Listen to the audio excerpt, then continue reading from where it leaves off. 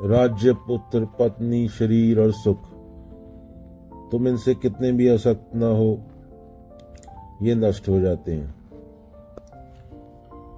अष्टावक्र शिष्य को झकझोर रहे हैं। संसार और पत्नी और रिश्ते सब छूट जाते हैं। शरीर बुढ़ा होकर नष्ट हो जाता है। सुख क्षणिक है, आता है और चला जाता है।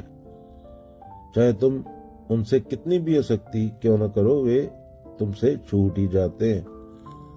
तो प्रश्न यह है, तुम किस चीज को पकड़ कर बैठे हो? ध्यान से सुनो बच्चों। अष्टवक्र बोलते हैं, तुम कहते हो यह मेरा है, वह मेरा है। पर अष्टवक्र हंसते हैं, क्या है तेरा? तुम्हारा राज्य मिट्टी में मिल गया, तुम्हारी पत्नी वो तो छूट गई, शमशान तक साथ रही, शरीर राख, सुख याद भी नहीं किस सुख के लिए भागे थे। फिर भी तुम बार बार वही भूल दोहराते हो, बार बार आसक्त होते हो और हर बार खाली हाथ चले आते हो। अष्टवक्र की चोट यह है, अगर बार बार छूट ही जाना है तो आज ही पहचान लो, सच तुम हो, ना कि ये सब कचरा पट्टी प्राकृतिक। शरीर बदलते रहते हैं, रिश्ते बदलते रहते हैं, सुख बदलते रहते हैं, पर तुम सत्य कभी नहीं बदलते। बच्चा समुद्र के किनारे घर बनाता है, लहर आती है, घर टूट जाता है, फिर बच्चा नया घर बनाता है, बनाता रहता है।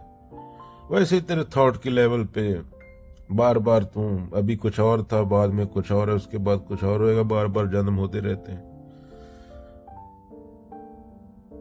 और तू घर, परिवार, राज्य, पता नहीं क्या क्या कल्पनाएं करता है भविष्य की। पर कल्पना तो कल्पना है, कल्पना सत्य थोड़ी है। वो मिटती रहती है, एक कल्पना मिटती है, दूसरी आती है, दूसरी आती है, तीसरी आती है। ये चलता रहता है, प्रकृति का खेल है पूरा। गेम खेलते खेलते बच्चा सोचता है यह कार, यह घर, ये मेरा है पॉइंट। गेम खत्म होते ही सब बदल जाता है। वैसे जीवन का गेम खत्म होते ही सब छूट जाता है।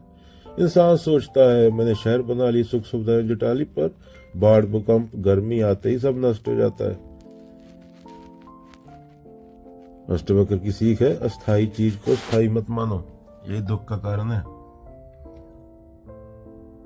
राज्य, परिवार, शरीर और सुख अगेन सब अस्थायी है, तो ये छूटते रहते हैं।